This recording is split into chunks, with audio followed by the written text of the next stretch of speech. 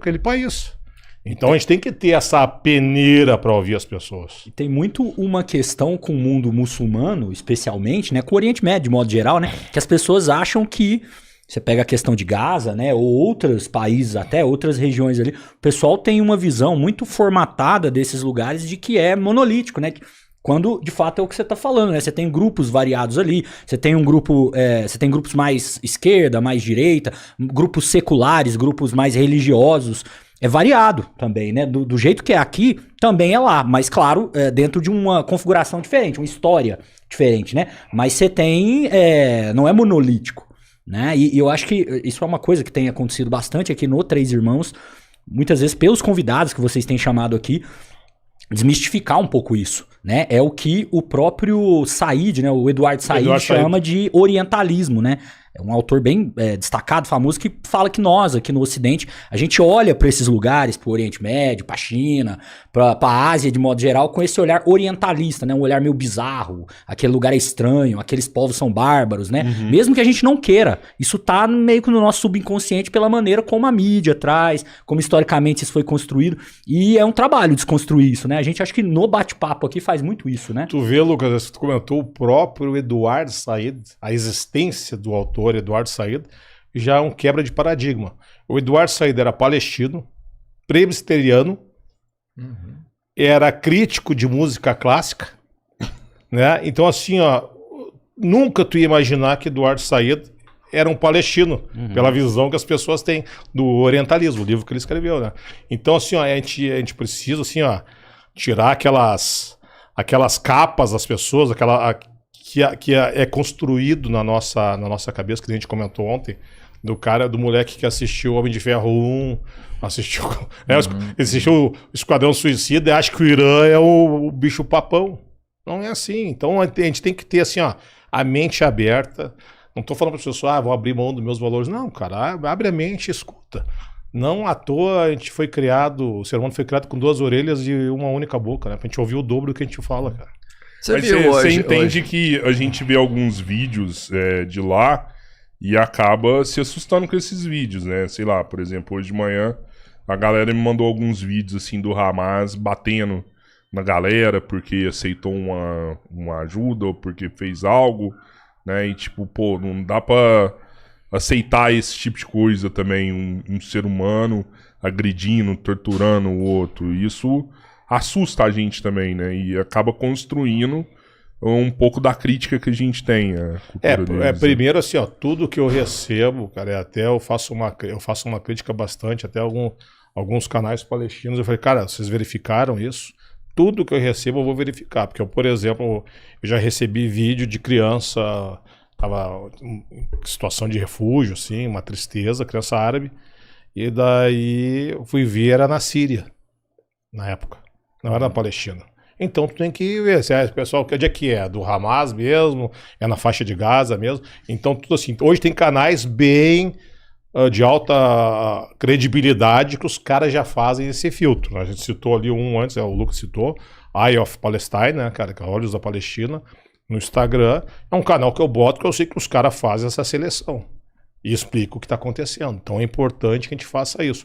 Porque até a mídia, cara, a grande mídia, muitas vezes não faz o filtro. Ou dolosamente, ou por desleixo, né? E, cara, a gente citou ontem o presidente dos Estados Unidos falando que tinha visto imagens de crianças decapitadas no 7 de outubro, que nunca aconteceu, e depois a porta-voz teve que falar, na verdade, o presidente dos Estados Unidos não viu, porque não existia.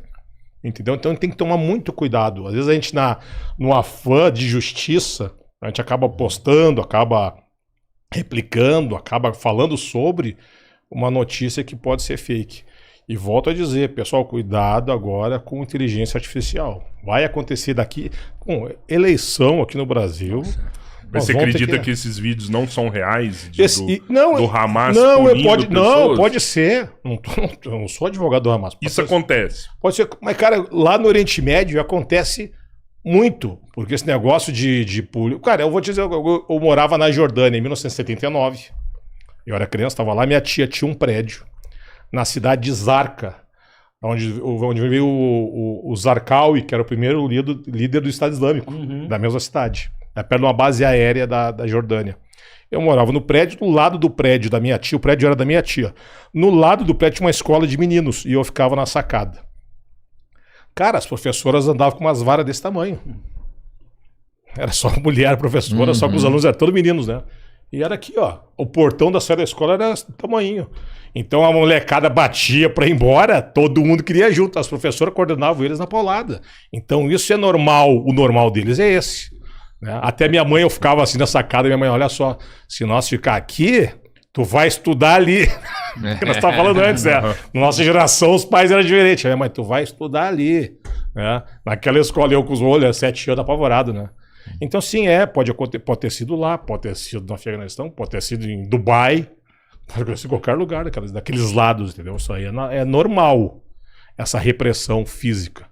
Você recebe esses vídeos também, Lucas? Já chegou a ver também? Direto, e tem muito, né? Assim, acho que é até interessante a gente já citar de cara que o Hamas, ele é um grupo autoritário, né? Se constituiu como um grupo autoritário ali na faixa de Gaza.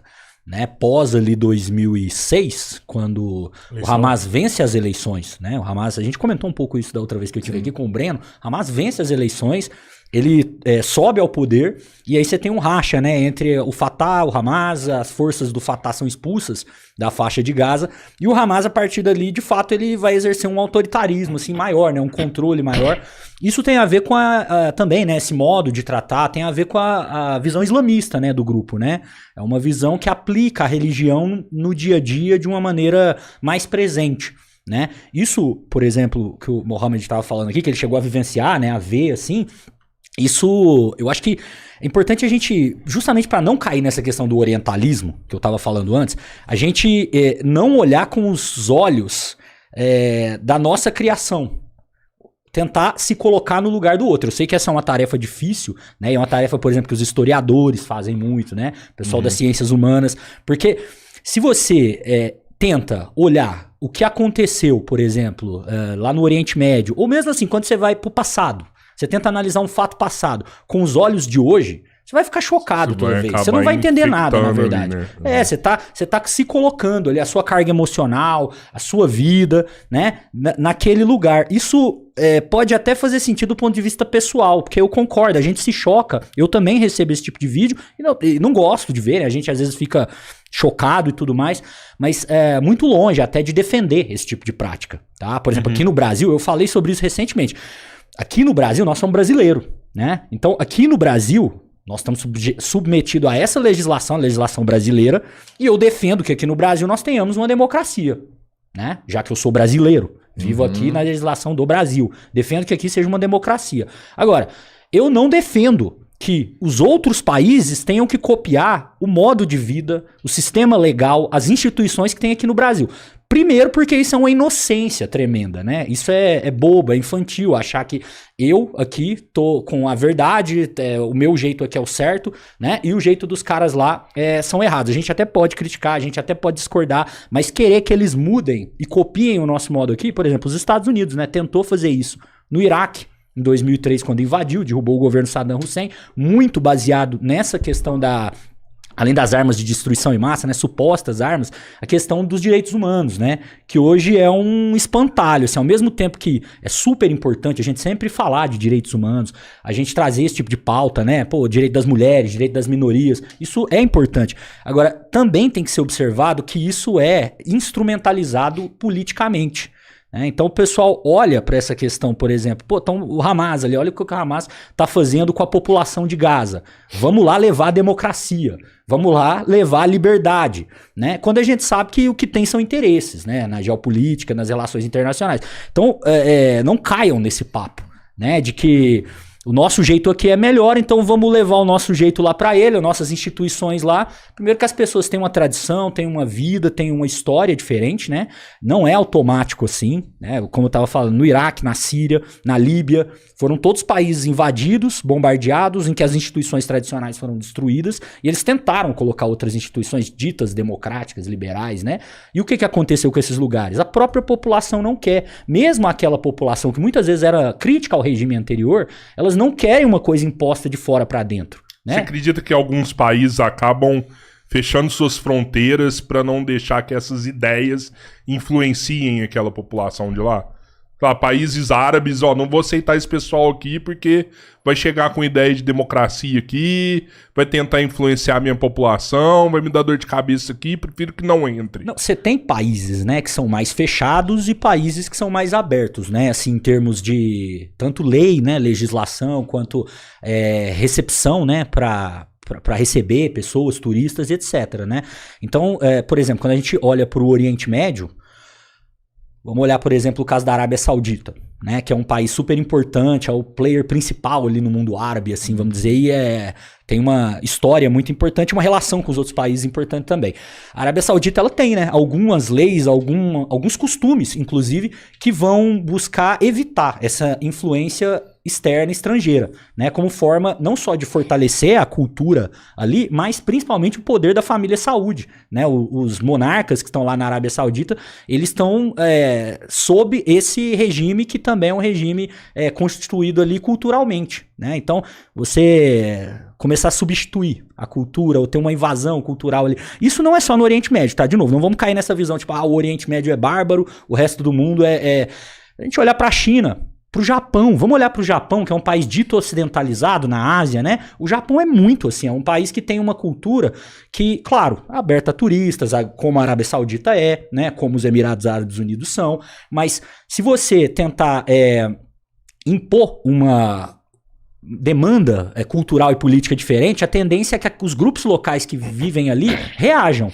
né? Então, por exemplo, no Japão você tem grupos nacionalistas muito fortes que não querem, né, que cultura de fora venha, que a cultura, por exemplo, de outros países, né, de relacionamento, né, com outros países floresçam, justamente para não ter essa invasão cultural. Tem recente agora, viu, Rodrigão? Teve aí uma marcha no Japão para os japoneses. Partido Nacionalista Japonês, basicamente, e muito naquela linha de, vamos mandar embora o pessoal que é imigrante do Sudeste Asiático aqui, que também é da Ásia, mas que veio aqui para trabalhar e tal, mão de obra mais barata, não queremos esse pessoal. Então, assim, esse tipo de fenômeno existe em qualquer lugar. São chineses, vietnamitas? Normalmente é mais o pessoal do Sudeste Asiático, né? Filipino, indonésio, vietnamita, do Laos, do Camboja, por ali, né? Mas o que eu tô chamando a atenção, eu não tô negando que isso existe, né? Que existe, sim, certos países que têm uma tradição cultural mais fechada, né? Por exemplo, até em leis, né? Você tem países no Oriente Médio em que não é bem-vinda a pregação de outras religiões, certo? Isso existe.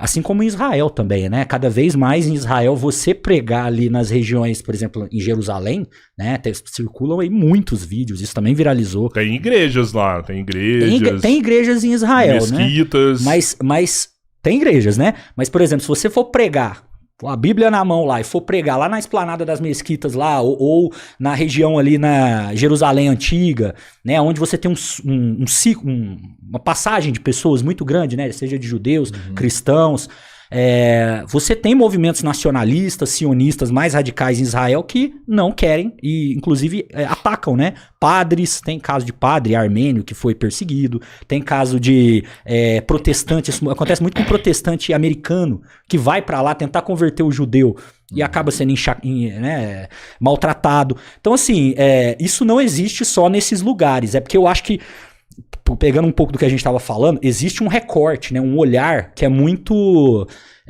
fechado para esses países do Oriente Médio, que foi se conformando, né, os países árabes, por exemplo, de mostrar só esse lado, né? Ou alguns países que estão conseguindo limpar a barra, vamos dizer assim, criar uma outra imagem, né? São países como os próprios Emirados Árabes Unidos, o Catar, que agora usou muito do esporte, né? O tal do sport washing, a Copa do Mundo, para tentar mostrar outra visão do Catar. O que a gente tem é isso, né? Assim, sendo construído no imaginário. Ou esses países são atrasados, são bárbaros, eles oprimem as pessoas, ou esse país é super desenvolvido, você tem as maiores torres do mundo, os maiores prédios, luxo, riqueza. E o que tem no meio disso? Tem tudo, na verdade, né? Tem a população de verdade, tem os negócios de verdade, tem o dia a dia das pessoas. Então, esses fenômenos, assim, de restrição, de opressão, isso não acontece só ali, né? Só que a gente acaba recebendo muito, né? Principalmente aqui no Brasil, esse olhar E eu acho que isso é muito influenciado também, né? Esse olhar muito unilateral sobre o Oriente Médio. Eu acho que a gente não precisa nem muito longe, né? Vou dar um fato aqui no Rio Grande do Sul, uma reserva indígena, a moça lá, a índia, ela queria sair da reserva, queria sair da tribo, e o cacique acorrentou a mesma no poste, no meio da tribo. Acorrentou ela.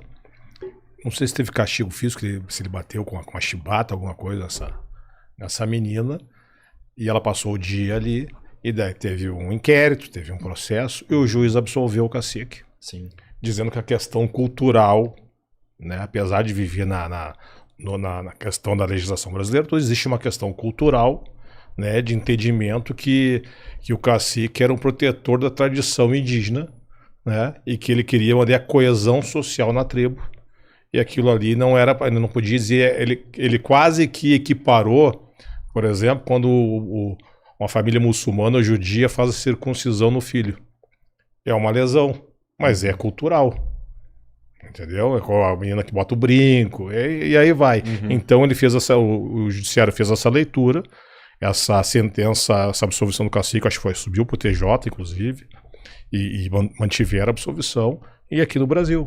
Sim. Então tem esse aspecto cultural que a gente tem, como o Lucas falou, ver com outros olhos. A gente não pode fazer a leitura do que o ser humano é aquele negócio, são teus valores, tuas experiências. Sim. Tu não pode comparar os teus valores, tuas experiências com de uma outra cultura, de uma outra realidade. Eu entendo isso aí. E quando a gente fala que algumas culturas são roubadas por outras, realmente é um erro. Mas o que todo mundo tem que entender hoje é que o mundo globalizou. Então essa informação, tipo assim, essa cultura tá chegando aqui, carregada pelas pessoas que criaram essa cultura, essa informação nem sempre é verdadeira. Essa cultura pode chegar lá pela internet e o cara vê aquilo, simpatiza e ele adota essa cultura para ele, e não é porque ninguém tá levando. Esse cidadão de uma outra cultura quer viver outra realidade. E me assusta um pouco a gente achar que algumas culturas, mesmo sendo milenares, que algumas coisas são assertivas. Por exemplo, quando a gente pega um índio e deixa uma jovem acorrentada ali no meio de uma tribo, ou que um adulto se case com uma criança que ainda não tem capacidade de escolha ou discernimento nenhuma do futuro, que isso, de alguma forma, por ser cultural, está certo.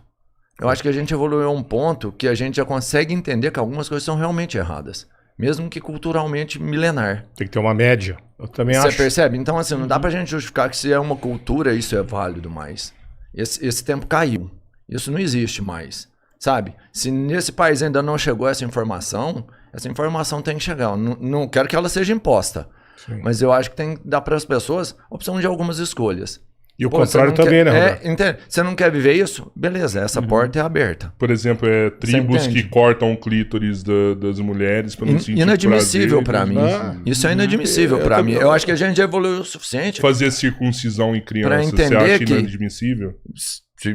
Qualquer coisa que é imposta obrigatoriamente, principalmente se infringir dor ou sofrimento ou castigo, cara, isso não pode existir mais. Sim, eu também concordo. Não pode, mano. Eu também concordo que existe uma métrica mundial hoje, mas essa imposição, né? Porque a gente fala assim, a democracia está no Iraque. Como é que os Estados Unidos levou a democracia para o Iraque?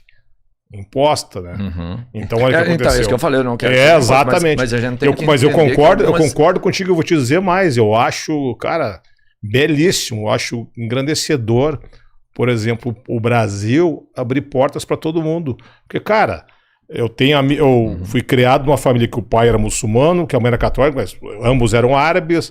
Eu tinha amigo descendente de italiano, com japonês, o outro de africano, com alemão, e assim vai constituir nosso povo. É legal porque tu vai trazendo, conforme vai passando as gerações, as coisas boas de cada cultura. Né? Então tu chega num determinado período da tua vida lá que tu vai... Cara, minha família, vou dar exemplo da minha família. O meu avô era sírio cristão, veio uma filha com ele do primeiro casamento, a primeira esposa morre aqui, né?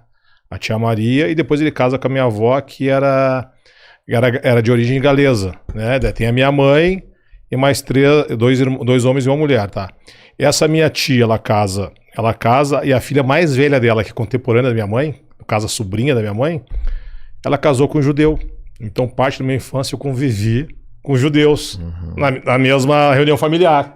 Né? Meu pai palestino e era padrinho do Jacó, que era judeu. Olha que bacana isso. Fantástico. O meu tio, o irmão da minha mãe, casou alguém de origem alemã, que não era católico, eram protestantes.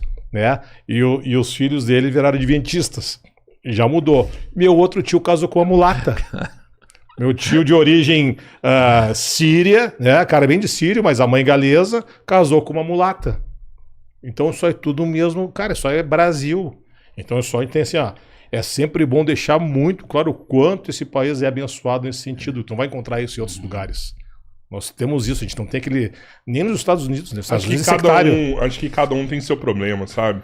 Ao mesmo tempo que a gente tem essa miscigenação aqui no Brasil, mas se você for olhar, a gente tem vários outros problemas. Com certeza, mas às vezes, Rodrigo, as pessoas aqui no Brasil só vê os problemas. Ah, sim, também. sim. Né? Isso aí, aquele negócio, o síndrome do cão vira lata, eu não consigo.